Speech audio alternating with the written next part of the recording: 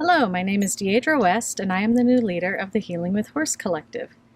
And a few years ago, 4 or 5 years ago, there was a real need.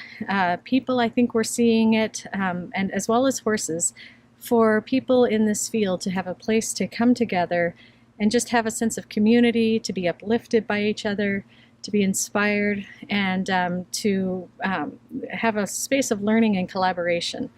And about that time, Dr. Jen started the Healing with Horse Collective, and she started with the Telesummit and the symposium that year. And it was this amazing place and space for us to come together.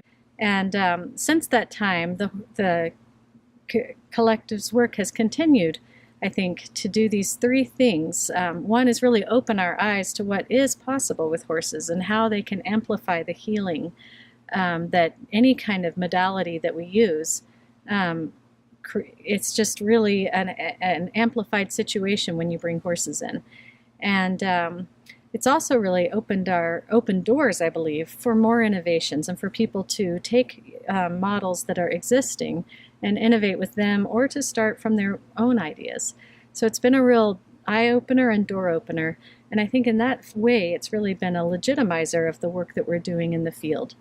And so as a result, it's really starting to allow some diversity, which any field of work would need to be called a field.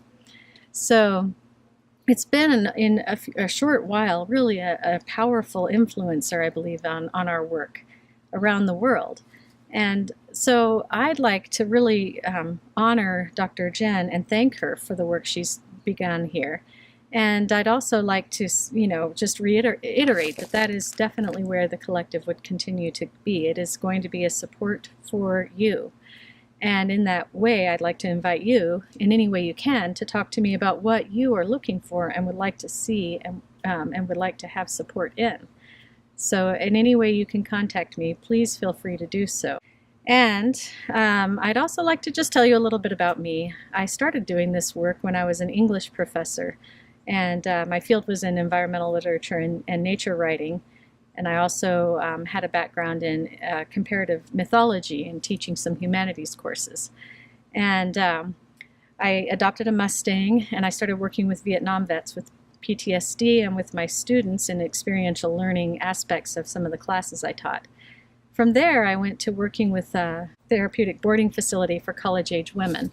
And that was really just this amazing cauldron of learning for me, because I had those students in almost daily sessions that were really integrated into all the work that they did at that program.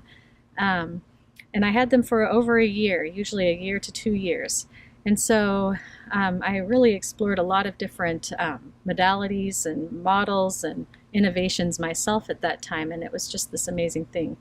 From then, I started my own program, because I really had this desire. Caballo Andante is really an effort on my part to bring the same kind of learning and culture change that I saw happening at that program into sort of a more open environment, not just in someone who's at a boarding facility.